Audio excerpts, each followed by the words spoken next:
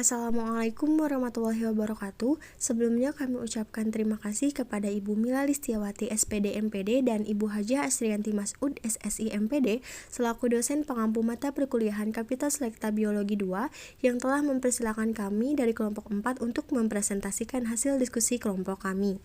Sebelumnya, izinkan saya, Revina Ratu Maharani, selaku moderator untuk memperkenalkan anggota kelompok kami. Yang pertama ada saya sendiri, Revina Ratu Maharani dengan NIM 120206080. Yang kedua ada Silmi Kafah dengan NIM 12020600093 dan Sophia Nuriskia dengan NIM 12020600098. Langsung saja masuk kepada hasil diskusi kelompok kami. Selamat menyaksikan. Bismillahirrahmanirrahim. Saya Sophia Nuriskia dengan NIM 12020600098. Sebagai presenter pertama, di sini saya akan mempresentasikan hasil analisis buku Biologi SMA kelas 12.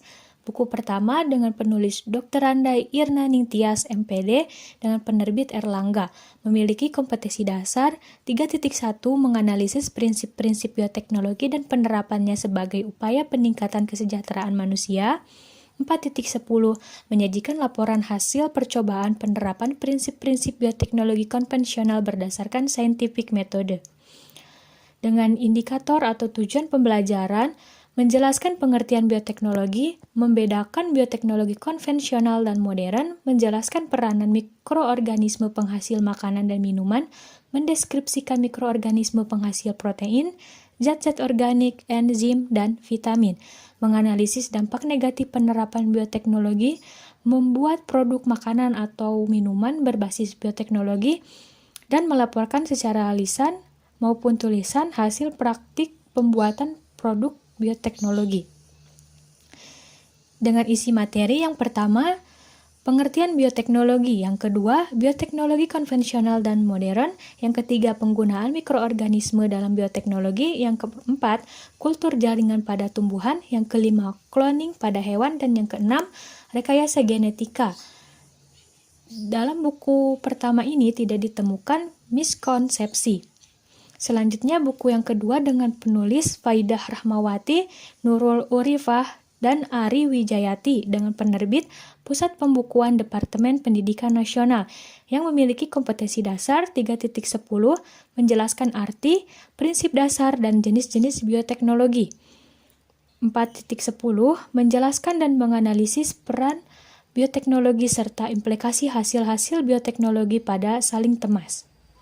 Dengan indikator atau tujuan pembelajaran, memahami prinsip-prinsip dasar bioteknologi serta implikasinya pada saling temas. Dengan isi materi yang pertama, pengertian bioteknologi, yang kedua, perkembangan dan aplikasi bioteknologi tradisional dan modern, yang ketiga, penggunaan mikroorganisme dalam bioteknologi, dan yang keempat, bioteknologi dengan kultur jaringan dan rekayasa genetika. Pada buku yang kedua tidak ditemukan miskonsepsi.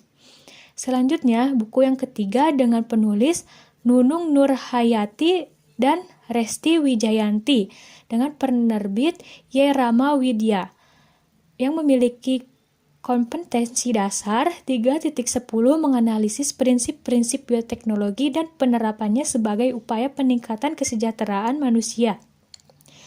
4.10 menyajikan laporan hasil percobaan penerapan prinsip-prinsip bioteknologi konvensional berdasarkan scientific metode. Dengan indikator atau tujuan pembelajaran, menjelaskan pengertian bioteknologi, membedakan bioteknologi konvensional dan bioteknologi modern, menyebutkan produk-produk yang dihasilkan dari bioteknologi konvensional, menganalisis produk-produk bioteknologi konvensional, menyebutkan produk-produk bioteknologi modern, menganalisis proses-proses dalam bioteknologi modern, menjelaskan dampak bioteknologi terhadap saling temas, merencanakan praktikum untuk membuat produk salah satu jenis makanan atau minuman hasil dari bioteknologi konvensional, membuat salah satu jenis makanan atau minuman hasil bioteknologi konvensional, membuat laporan ilmiah dari praktikum pembuatan produk salah satu jenis makanan ataupun minuman hasil dari bioteknologi konvensional. Dengan isi materi, yang pertama konsep dasar bioteknologi, yang kedua jenis-jenis bioteknologi, dan yang ketiga dampak bioteknologi terhadap saling temas. Dalam buku ketiga tidak ditemukan miskonsepsi. Sekian dari saya. Terima kasih, saya kembalikan kepada moderator. Terima kasih kepada Sophia Nurskia. Selanjutnya mengenai pembahasan materi pertama akan dibawakan oleh rekan saya. Kepada presenter kedua, saya persilakan. Bismillahirrahmanirrahim. Selanjutnya saya Silmi Kafah dengan NIM 12020-693 sebagai presenter kedua akan menjelaskan mengenai pembahasan materi kali ini, yaitu mengenai bioteknologi sederhana. Nah, bioteknologi ini berasal dari kata bios yang artinya hidup, teknos yang artinya penerapan, dan logos yaitu ilmu. Sehingga dapat diartikan bahwa bioteknologi adalah ilmu yang menerapkan prinsip ilmiah dan kerekayasaan untuk penanganan dan pengolahan bahan mentah organik maupun anorganik dengan bantuan makhluk hidup seperti mikroorganisme, sel hewan, dan juga tumbuhan untuk meningkatkan potensi makhluk hidup serta menghasilkan produk dan jasa bagi kepentingan hidup manusia. Nah, hasil dari bioteknologi ini dapat berupa makhluk hidup lain, produk maupun jasa. Lalu selanjutnya berdasarkan proses serta alatnya, bioteknologi dibagi menjadi dua jenis, yaitu bioteknologi modern dan juga bioteknologi konvensional. Nah, pada pembahasan kali ini kita lebih memfokuskan mengenai bioteknologi konvensional atau bioteknologi sederhana. Nah, bioteknologi konvensional ini merupakan proses bioteknologi sederhana dengan memanfaatkan mikroba, proses biokimia, dan juga genetika secara alami. Nah, berdasarkan alatnya juga, bioteknologi konvensional ini membutuhkan alat-alat yang sederhana seperti itu, tidak seperti bioteknologi modern yang menggunakan alat-alat yang lebih modern. Adapun ciri dari bioteknologi konvensional ini, yang pertama adalah ilmu bioteknologi konvensional ini didapatkan dari warisan turun-temurun dan berdasarkan kebiasaan semata. Tidak ada pembaharuan seperti itu. Lalu yang kedua, hanya diproduksi dengan skala kecil untuk mencukupi kebutuhan masing-masing, yaitu diproduksi dengan skala kecil sesuai kebutuhan pada saat itu. Seperti itu, tidak seperti bioteknologi modern yang dapat diproduksi dengan skala banyak dengan waktu yang cepat. Lalu yang terakhir itu belum ada pengkajian prinsip-prinsip ilmiahnya. Jadi bioteknologi konvensional ini tidak terlalu mementingkan kepada pengkajian prinsip-prinsip ilmiah, tetapi lebih ke bagaimana bisa mencukupi kebutuhan pada saat itu. Lalu pembahasan selanjutnya adalah penggunaan mikroorganisme dalam bioteknologi konvensional. Seperti yang telah dibahas sebelumnya bahwa bioteknologi konvensional ini yaitu merupakan proses bioteknologi dengan memanfaatkan mikroba, ya, salah satunya itu mikroorganisme. Sebagai prinsip bioteknologi adalah menggunakan makhluk hidup atau bagian-bagiannya, terutama mikroorganisme yang memiliki enzim.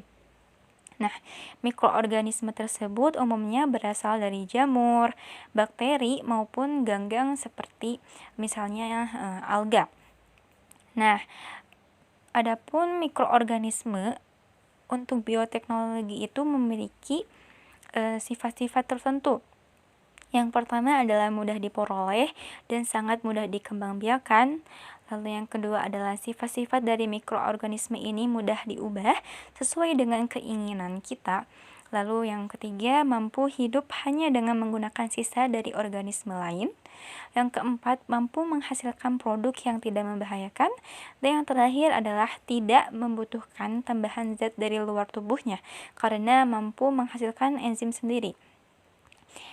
Lalu selanjutnya, pemanfaatan mikroorganisme dalam bioteknologi itu, mikroorganisme dapat mengubah dan juga menghasilkan bahan makanan atau minuman. Lalu pemanfaatannya yang lainnya dapat memproduksi protein sel tunggal, zat-zat organik, enzim, vitamin, obat-obatan, dan DNA energi. Lalu dapat membasmi hama tanaman, dapat mengelola limbah, bahkan memisahkan logam dari bijinya. Baik, sekian yang dapat saya sampaikan. Kurang lebihnya mohon maaf, dikembalikan kepada moderator.